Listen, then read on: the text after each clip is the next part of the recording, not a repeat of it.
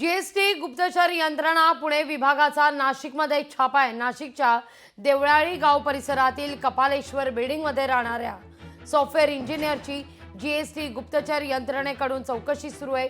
श्रीकांत परे असं संशयिताचं नाव आहे।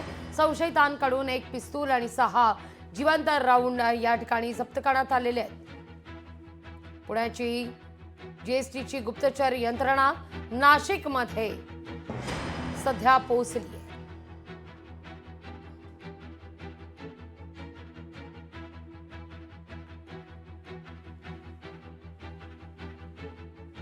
जीएसटी गुप्तचर यंत्रणा पुणे विभागाची नाशिकमध्ये छापा टाकताना दिसतीये।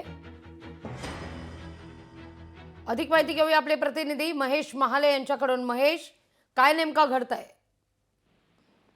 लागवी खरं तर पुण्याच्या जीएसटी विभागाच्या गुप्तचर यंत्रणेने हा नाशिकमध्ये छापा टाकलेला आहे। या छाप्यामधून संशयिताकडनं एक पिस्तूल आणि 6 जिवंत राऊंड जे आहे ते जप्त केलेले आहे। संशयित श्रीकांत परे असं त्याचं नाव असून त्याने खरं तर शासनाची बनावट सॉफ्टवेअरद्वारे लाटल्यात शासनाचा जो कर आहे तो या सॉफ्टवेअर द्वारे त्याने लाटल्याचं जे आहे ते गोपनीय माहिती जी आहे ती खरं तर मिळालेली आहे।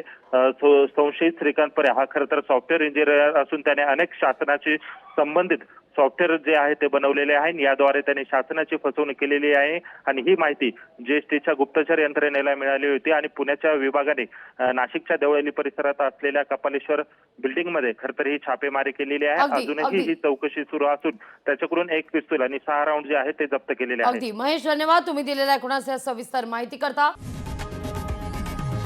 लोकशाही मराठी ऐका, पहा, जागरूक रहा।